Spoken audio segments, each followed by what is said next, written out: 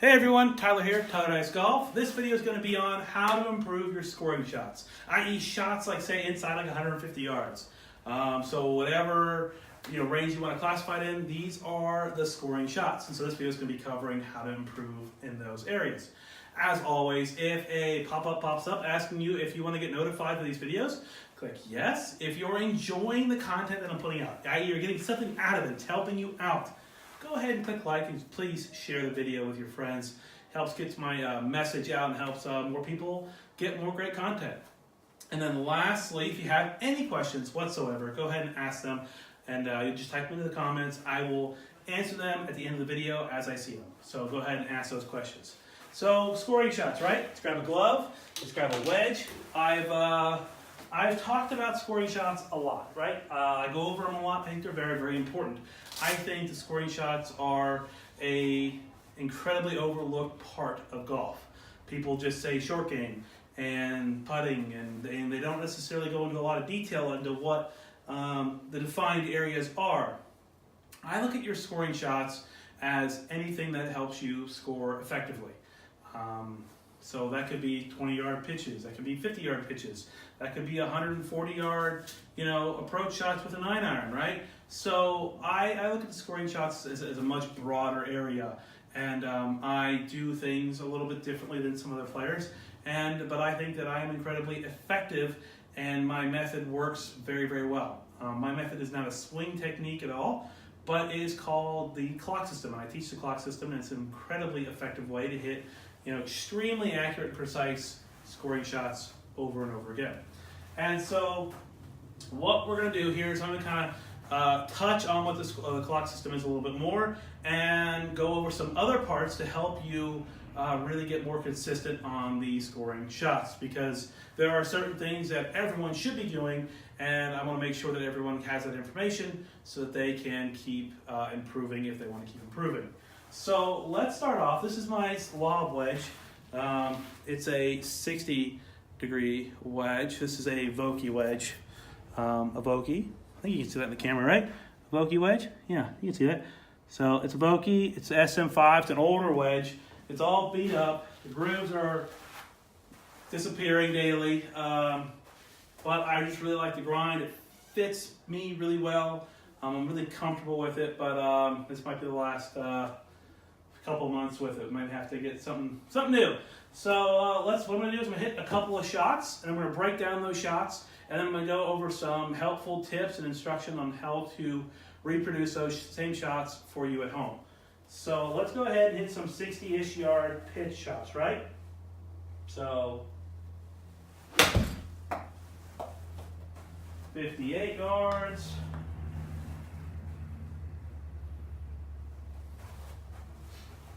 Da-da-da. 58 yards.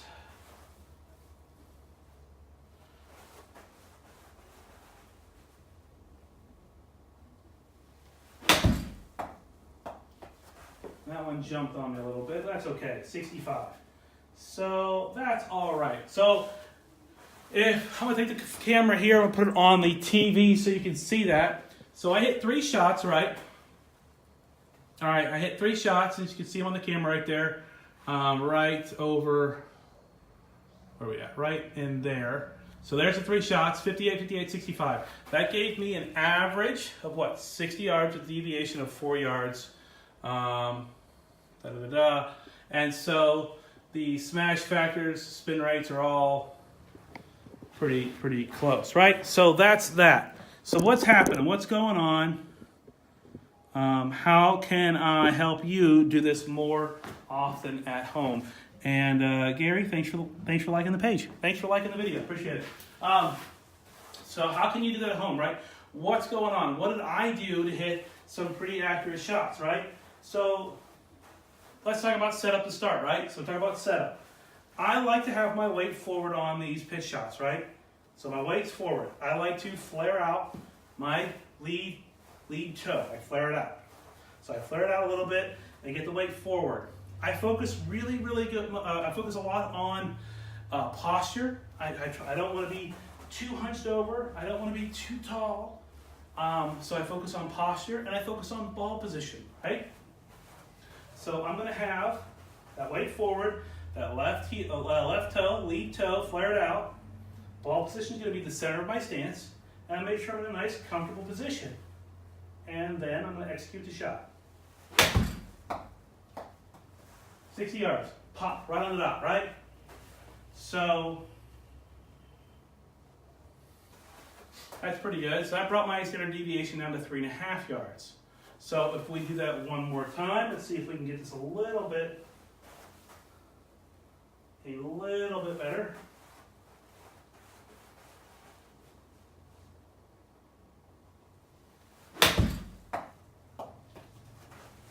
It's a little short on that one, 55. That's okay. We're in a mat. So again, the average, 3.8 yards. That's the standard deviation. So a 3.8 yard dispersion. If we look at how much lateral movement we had, it's within 3 yards. 3 yards lateral movement, so 9 feet. So 1, 2. So pretty much from like here to here is the lateral movement we had, and then from say the front of the mat to about right here where I'm standing now is the depth of dispersion we had on those 5 shots, right? So in a blanket area, right around in here. So that's pretty close, right? That's really close. So if you're thinking, hey, like, how close do I have to be? How efficient do I have to be? Give yourself ankle butts. That's how efficient. That's how close you want to be, right? And so that's what I'm talking about with the clock system, right? Now, the clock system is a system that uses reference points in your swing to allow you to hit accurate and repetitive distances with each club in your bag, right? And then from there, what we do is we can change ball position, and then we can choke down on the club to add more distances that we can use on the golf course. And so that way, we're not having to change our swing. We're not having to change how fast or how hard or how soft we swing. We're able to just, hey, number is this. Okay, I know that this number is this stock yardage, and so I need to go 7 yards more. Well, what I'm going to do is I'm going to move the ball back in my stance 1.5 inches, hit the shot. Okay, I may come up 2 or 3 yards short, but I know that 2 or 3 yards short is still going to give me an uphill putt, right? Or something like that, or it's going to put me in a good spot to make the next putt. That's what I'm saying here. And that's why the clock system is so effective. And that's why I think everyone should implement it and should learn it. And that's why it's one of the programs that we offer here at Tired Ice Golf. But getting back to improving your scoring shots, right? Let's grab a different club. Bring up a different club here on the board. Not too far. So we're going to grab a sand wedge, right? So this is my sand wedge. It's a K grind. It's a Vokey K grind, right? So you all can see that. It's got a nice wide sole, right? And so if you look at my two main wedges, right? Well, actually, let's go all three. All three of my wedges have different grinds. So this is an M grind, this is a K grind, and this is an F grind. All by Vokey, Bob Vokey. These are his grinds. And the F grind has a very narrow sole. The M grind has a narrow first sole, and then a lot of the trailing edge is taken off and ground down so that you can open the face a lot easier. And then the K grind is a nice wide sole. And the wide sole helps create more effective bounce on square shots. And when the club face is square, okay? So that is the 3 grinds that I have in my bag. And so I've liked these grinds a long time. I haven't wanted to mess with them. That's why my wedges are all busted up and old and junky. And unfortunately, they didn't make this wedge very long. I don't know why they didn't make this wedge very long. Everyone complains that they should have made this wedge longer, and they make it now, but in different bounce options and different lofts. And so, yeah, I don't know. But anyways, let's grab, again, I got my sand wedge here. let's hit some 72-yard shots, right? So 72 yards is the number. So the setup and shots are going to be the exact same as the 60 degree. 73.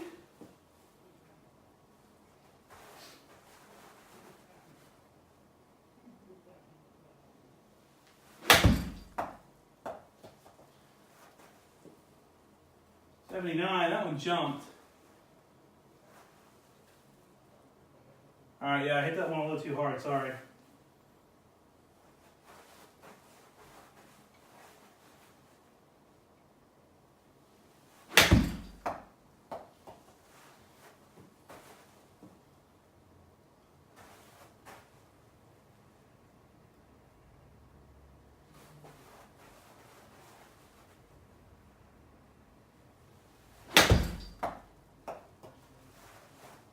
There we go.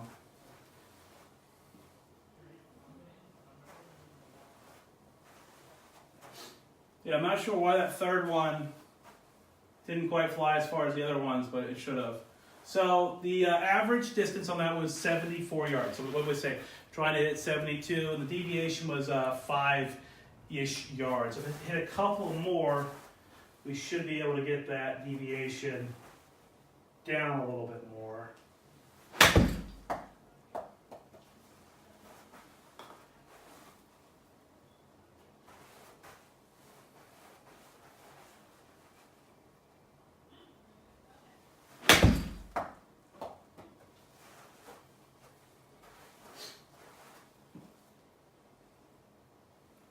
Yeah, so a couple more got it down to 5.25.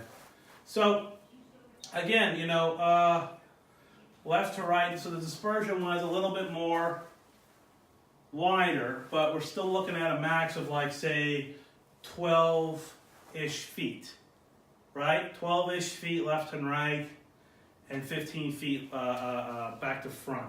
So pretty, so again, you know, pretty accurate. These are putts that are makeable for everybody, right? So if you mishit a shot and you still have like a 15-footer, right? That's still a makeable putt. But when you execute the shot perfectly and you fly it 73 yards and you've got yourself a 7 or 8 footer from right here, or you get the actually dead on and you have yourself a 2-footer, that's an incredibly accurate shot. That's something you can get up and down.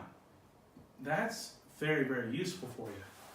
And so if we switch clubs again and go to a gap wedge,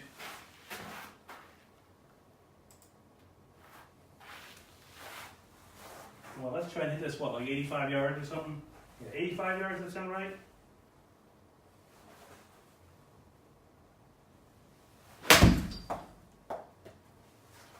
That jumped.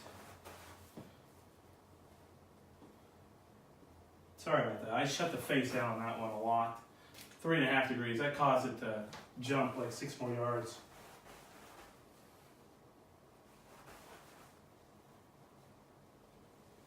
Yeah, so there's 87.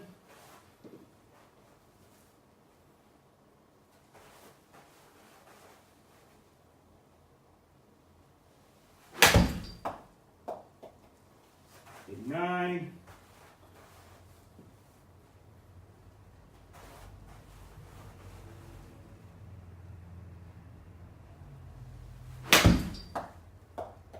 $87.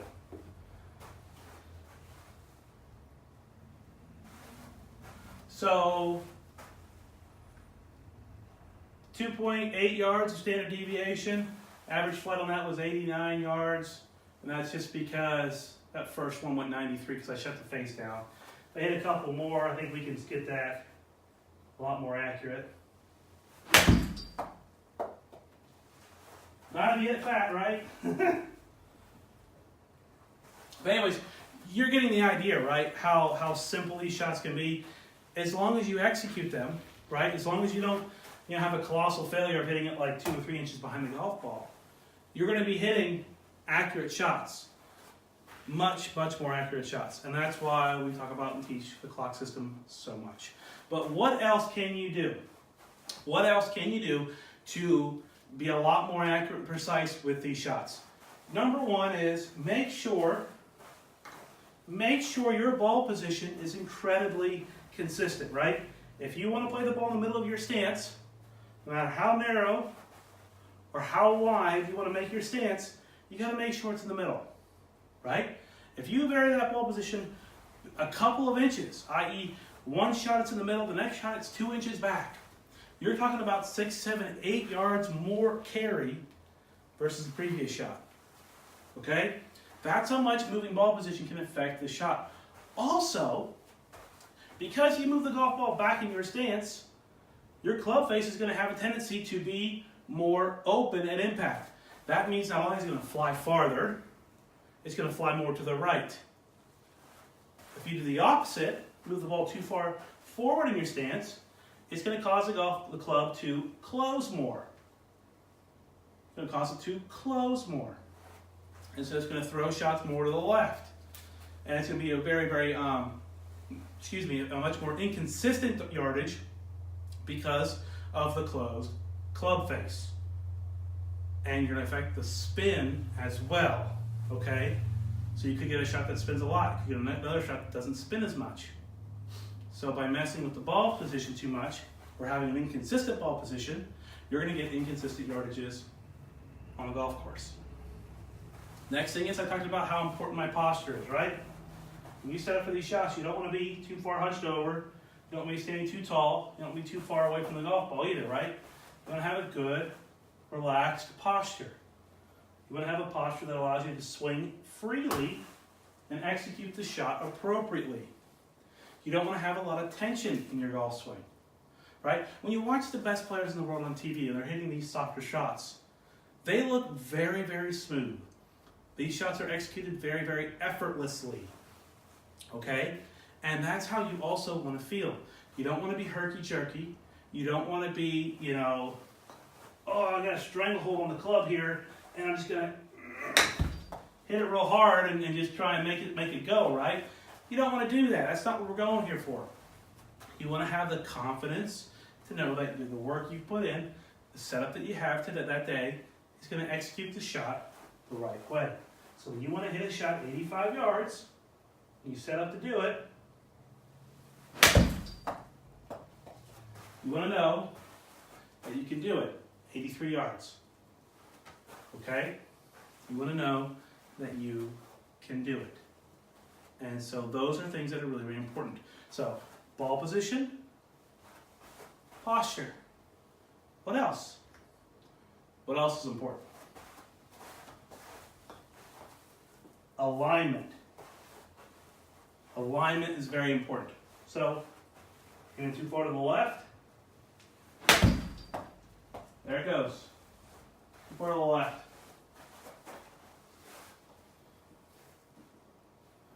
You're a person that aims too far to the right. Okay? So I'm gonna make my 85-yard swing, but I'm gonna shut the face down to try and get it to go square or straight to the target, right?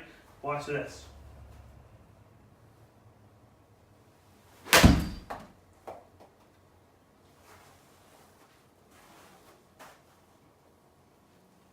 $107 yards. See how far it jumps? See how much farther it goes because you're not lined up correctly? These are the mistakes I see people make on the regular. How much confidence do you think you're going to have if you hit one shot 67 yards and you hit one shot 107 yards and you think you're making the exact same swing and it's just alignment? How much confidence do you think you're going to have? The answer is 0. You won't have any confidence at all.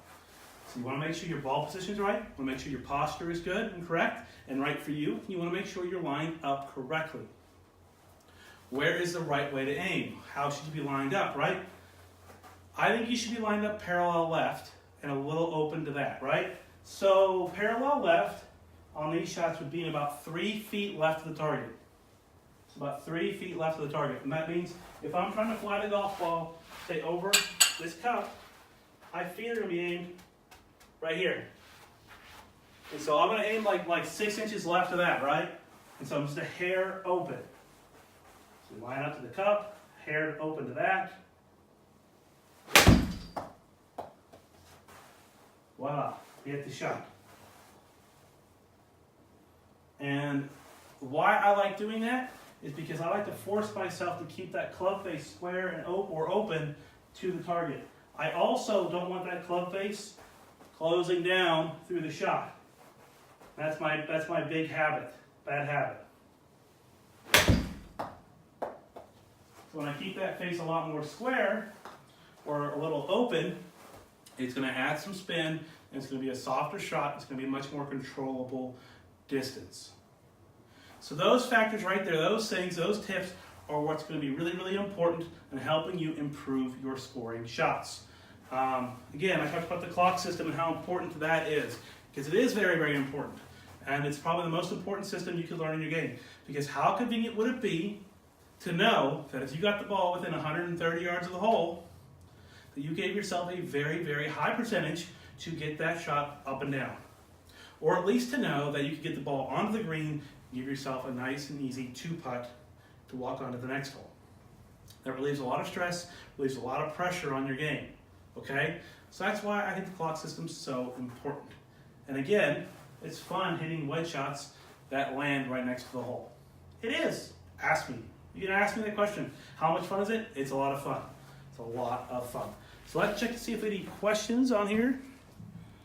Okay, we do not have any questions. Again, everyone, thanks for watching. Thanks for tuning in. I really appreciate it. If you're sticking on for this long of a video, just know that if you haven't already, join my private Facebook group, the Tyler Dice Golf Insider Circle. I'm going to be posting a lot more content into that group versus the Facebook page, because the reach in the Facebook page has been going down and down and down and down and down, and so there's not really a whole lot of incentive to post videos here because they're not being able to get seen by everybody. So I'm going to be posting more content in the group because more people have the opportunity to see what I'm posting. So if you haven't, get in the group so you can get access to more of my content, and you can actually see the content that I'm putting out. So join the group. So that's all I got for you today. Thank you very much for tuning in, and I will let you go. Have a great weekend.